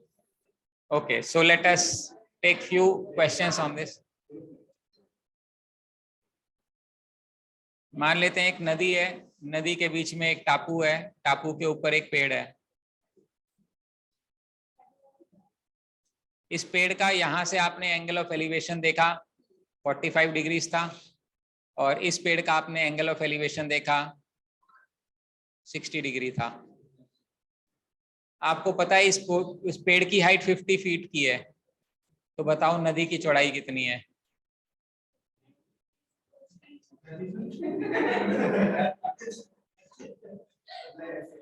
एक नदी के इस एंड पे है, बैंक पे, and other person on the other side of the river.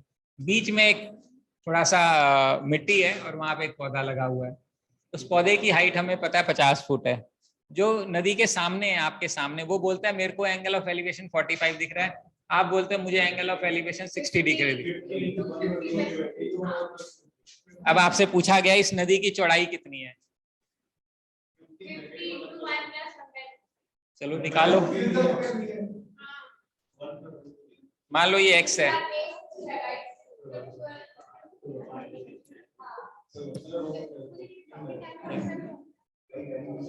आपको क्या निकालना है? x प्लस वाई निकालना है। आपको क्या निकालना है? x प्लस वाई निकालना है। करो। हाँ दीपक निकाल, क्या हुआ? हाँ निकाल, मैं नहीं निकालूंगा इस बार, तू ही निकाल के बताएगा मुझे। टेंजेंट लगेगा ये तो कंफर्म है। आगे देख।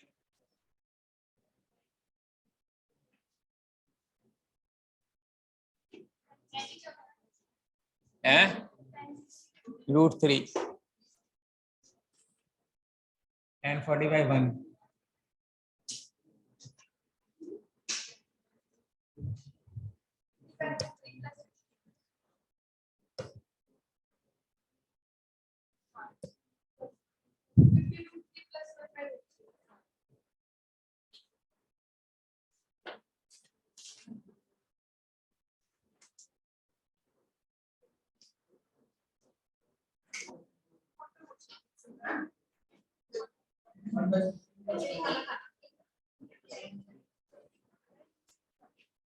tan ही तो निकालना है, जोड़ सही तो जोड़ कम से कम।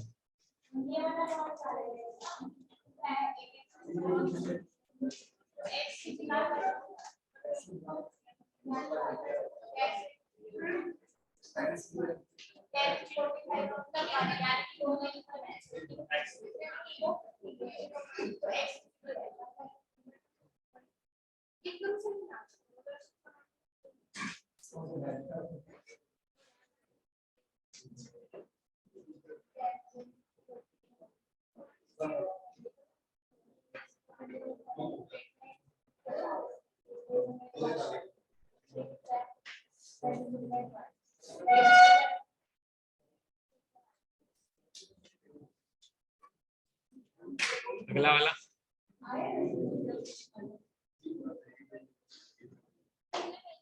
हाँ जी बनी बात। हाँ इधर से आ गया। हाँ बेटा बन रहा है।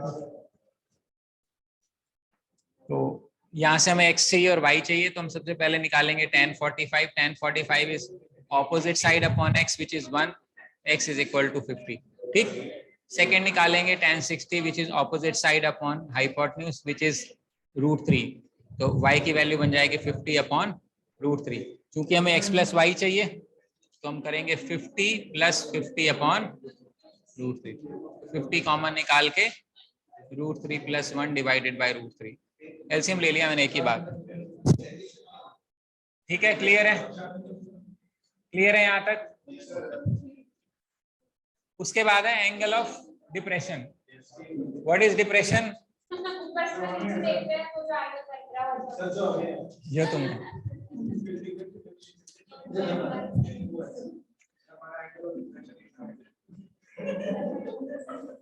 okay. So let us say there is a tower and you are standing here. So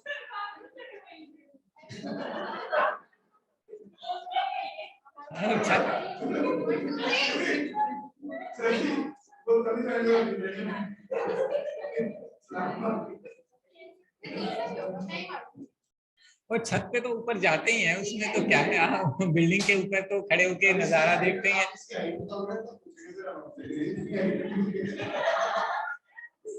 अच्छा, जिंदल टावर पे तो लोग स्पेशली जाते हैं हाइट से देखने के लिए.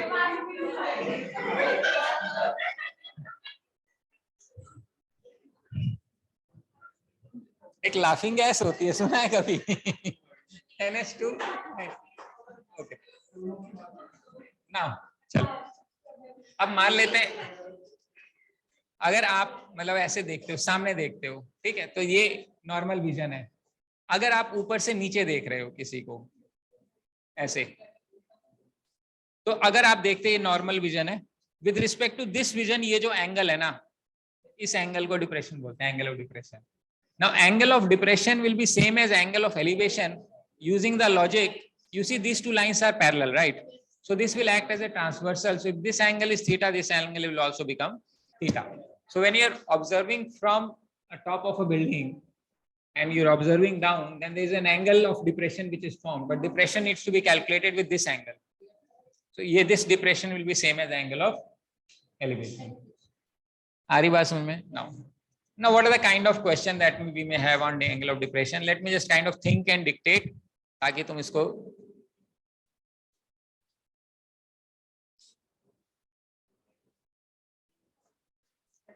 standing on a 100 feet height building, Chavi saw a car at an angle of depression of 45 degrees. After 5 minutes, she realized that the angle of depression has become 60 degrees.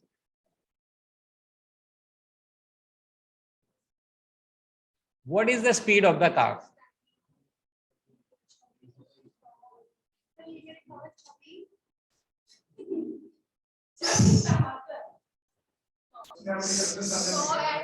So, Chhavi, I hope don't mind, मतलब मजाक था ये, कहोगे तो मैं हटा देता हूँ. तो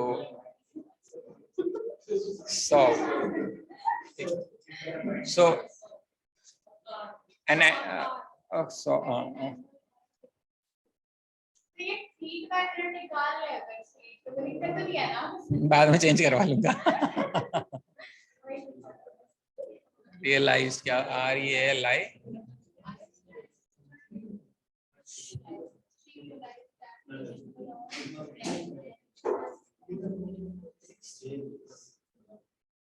I hope sufficient information is given to you.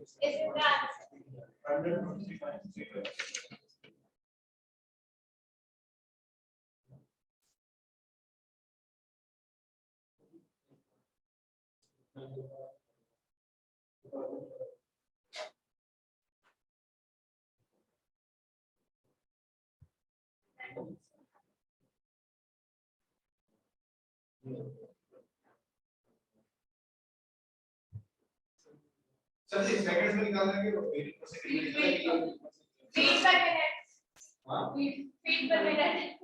पर मिनट में निकाल.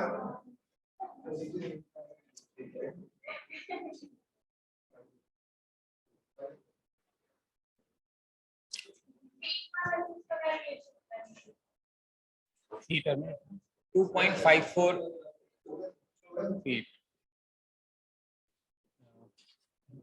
नहीं नहीं, वो तो इंच होता है।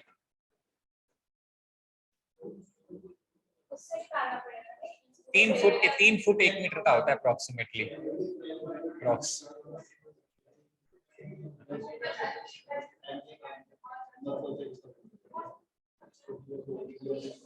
पहले तो ये बताओ, ये जो कार है वो बिल्डिंग की तरफ आ रही है, बिल्डिंग से दूर जा रही है? क्यों क्यों?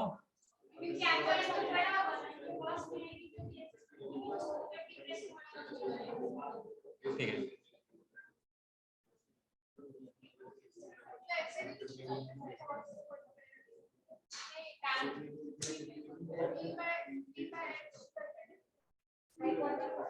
इमेजिन बन रही है, दीपक फिगर बन रही है, हो गया? क्या है आंसर?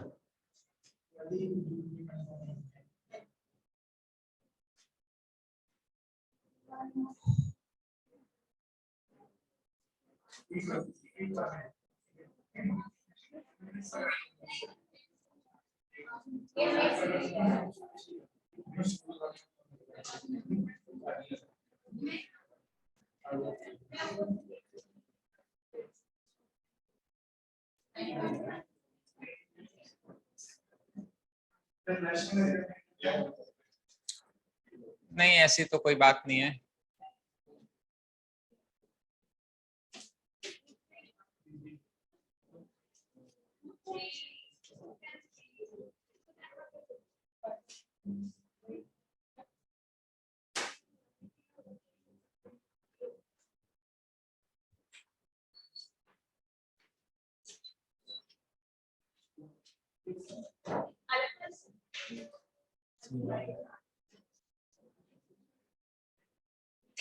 देखिए, आप यहां से देख रहे हो डायरेक्टली ऐसे, पहले आपका एंगल ऑफ डिप्रेशन ये था 45 और फिर हुआ 60। इसका मतलब ये है कि गाड़ी पास आ रही होगी, ये तो ध्यान सुनना। तो अगर ये वाला एंगल जो है, मान लो ये 45 है, तो ये भी एंगल 45 होगा। उसके बाद जो हमारा एंगल ऑफ डिप्रेशन है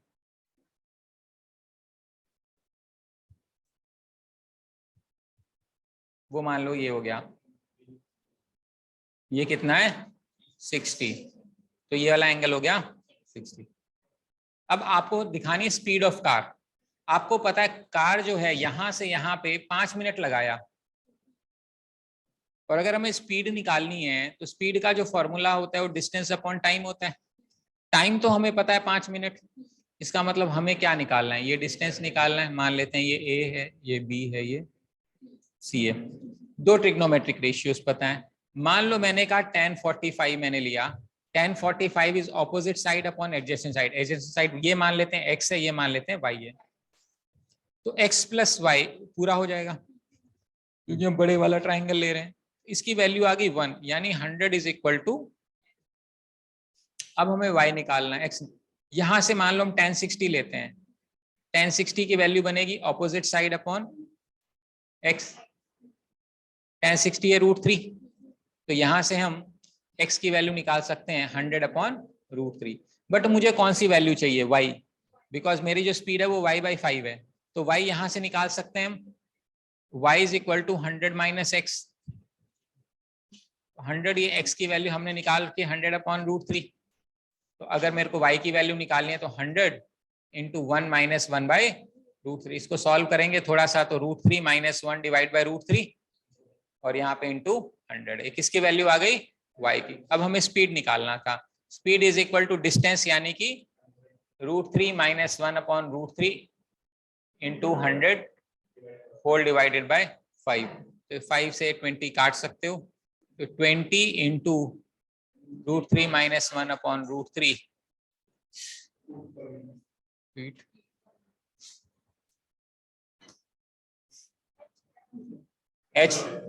h मतलब h लिखा कहाँ है मैंने, x है, y है। अच्छा ये ft, हाँ फीट है। क्लियर है? अच्छा, ऐसे ही आपको प्लेन के ऊपर क्वेश्चन मिलेंगे। प्लेन उड़ रहा है, उसमें ऐसा क्वेश्चन कुछ बना सकते हैं। अब कौन देखेगा ये plane?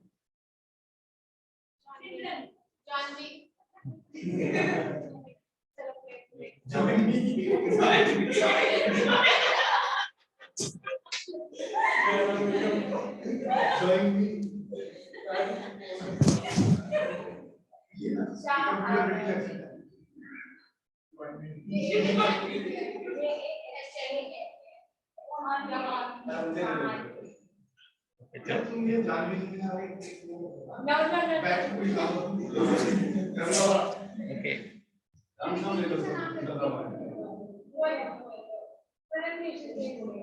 A observes a plane flying at an angle of elevation of कौन है? अच्छा नहीं है वो।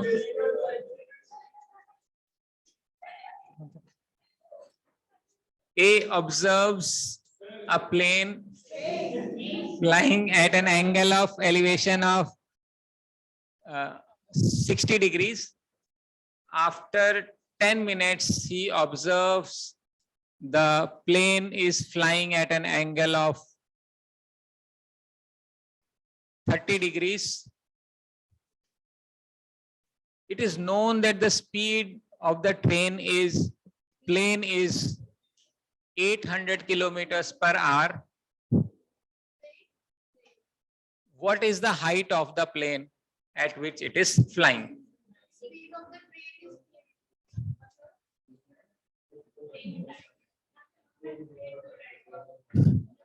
ट्रेन नहीं है, मतलब वो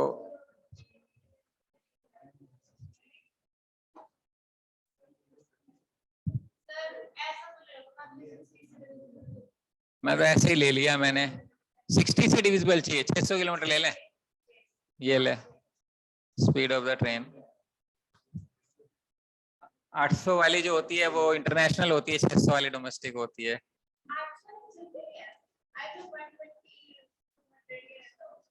नहीं नहीं, मिनिमम इतना है तो 500 600 इतने, ये स्पीड है इसकी। वो पहले कॉन्कॉर्ड चलता था स्पीड ऑफ साउंड से भी तेज, फिर उसको बंद कर दिया। वो तो बहुत टाइम पहले है। हाँ वो तो चलो, एयरफोर्स का तो अलग हिसाब किताब है, तो उसका general plane. I hope I have given all the information. क्यों वेरिएबल रह रहा है कोई? स्पीड दे दिया, 5 मिनट दे दिए, डिस्टेंस निकल गया, नहीं रहता है भाई।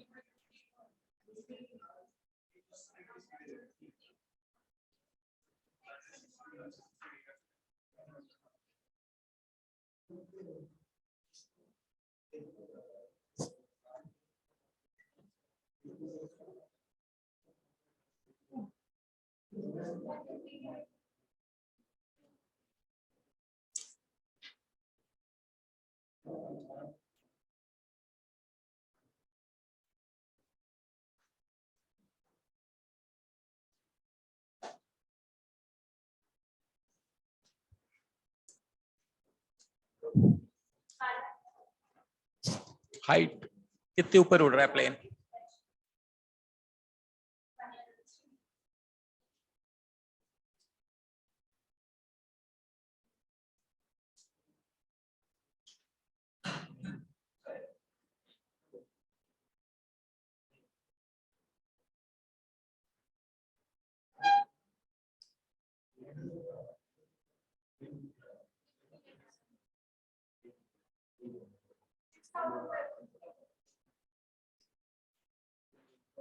इतनी ऊपर तो नहीं हो सकता, पता नहीं, हो भी सकता है।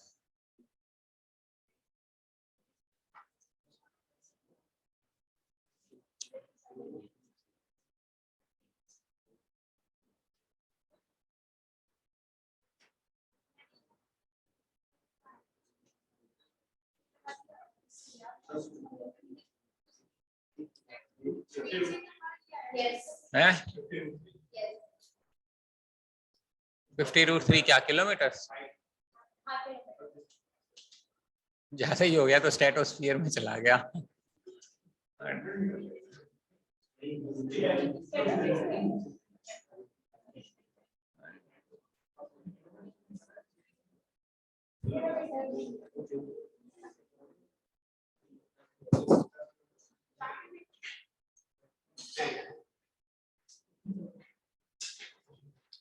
ठीक है।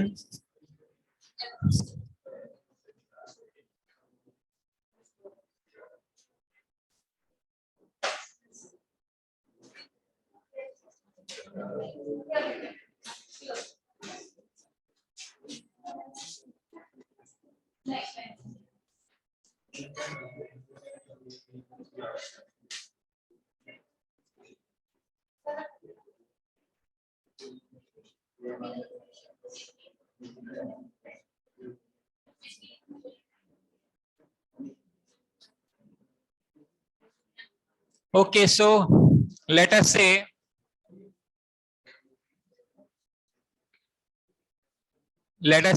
this is the ground and you have observed a plane at an angle of elevation of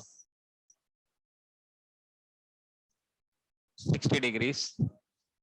After some time the angle of elevation become 30 degree, यानी कि वो दूर जा रहा होगा प्लेन, मान लेते हैं यहाँ पे है, and you observed this angle of elevation to be this. So the plane must have flew this distance. ये डिस्टेंस इसने 10 मिनट में फ्लाई किया होगा और इसकी स्पीड हमें दे रखी है 600 किलोमीटर्स पर आवर. तो this distance can be measured. Distance is equal to speed into time. Speed is 600 kilometres per hour and time is 10 minutes, which can be taken as 10 by 60. तो ये cut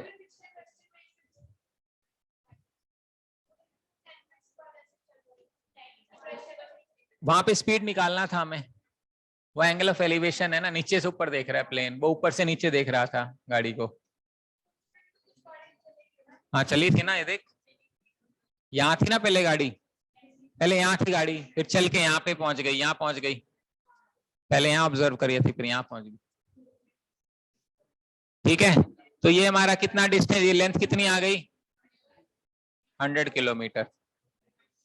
हमें निकालनी है height, यानी हमें निकालना है, ये हाइट निकालनी है बेसिकली. ठीक है, तो हम क्या करते हैं, इसको ज्वाइन कर लेते हैं.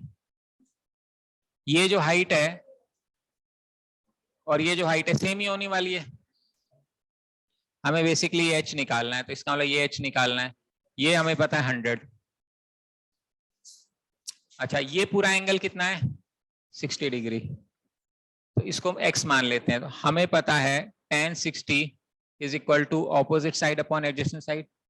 इसकी वैल्यू √3 है. तो x की वैल्यू हम क्या लिख सकते हैं, h बाई √3. तो इसको लिख सकते हैं ये h बाई √3. और ये वाला एंगल मेरा कितना है, 30 डिग्री. tan 30 बनेगा h opposite side upon this plus this. ये बनेगा 100 प्लस h बाई √3. ये बनेगा tan 60 की वैल्यू होती है 1 by √3. Cross multiply h √3, h √3 is equal to 100 plus h by √3. ये यहाँ आ जाएगा, अपन h कॉमन निकाल के √3 minus 1 by √3 is equal to 100. LCM ले लेंगे तो ये बनेगा 3 minus 1 upon √3 is equal to 100. तो h की वैल्यू बनेगी 100 √3 अपॉन 2. तो ये कट जाएगा 50. h की वैल्यू बनेगी 50 किलोमीटर्स में, क्योंकि हमने सब आवर्स में कन्वर्ट कर दिया था. कुछ आ रही है समझ में बात, बता क्या नहीं आ रहा इसमें, कोई ज्यादा कंफ्यूजन वाली नहीं. पढ़ेगा अभी, बाद में देखेगा इसको ध्यान से. कोई डेरिवेशन तो खैर नहीं है इसमें.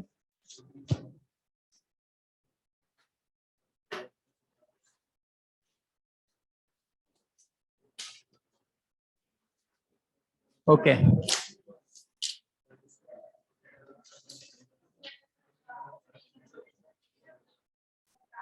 ओके, यहां तक समझ में आ रही बात.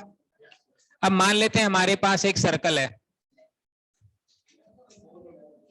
बस 2 मिनट। मान लो हमारे पास ये सर्कल है, मान लेते हैं रेडियस आर है और ये भी रेडियस आर है और इसके बीच का भी डिस्टेंस आर ही है।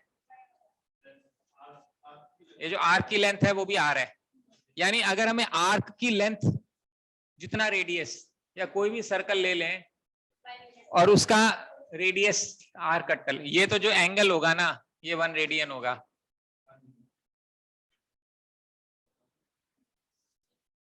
Radian is the angle made at the center by the arc whose length is same as the radius. इसको हम रेडियन बोलते हैं। ठीक है, पूरे सर्कल में 2 पाई रेडियंस होते हैं, एक पूरे सर्कल में 2 पाई रेडियंस होते हैं और पूरे सर्कल में कितने डिग्री होते हैं? 360 डिग्री होते हैं। तो चूंकि डिग्री और यानी इसके बराबर होता है तो पाई रेडियन कितना हो जाएगा? 180 डिग्री। पाई बाय 2 कितना हो जाएगा? 90 डिग्री। पाई बाय 2 लिखते हैं ना कई बार। पाई बाय 3 कितना हो जाएगा? 60 डिग्री। पाई बाय 4 कितना हो जाएगा? 45 डिग्री। पाई बाय 6 कितना हो जाएगा? 30 डिग्री। ये पाई रेडियन है। रेडियन की जो बेसिक डेफिनेशन है वो ये है। ठीक है, बस और क्या है। This should take care of your this chapter. हाँ, नहीं कल डीसीएस है। नहीं, एंगल ऑफ ये अच्छा स्टार्टिंग पे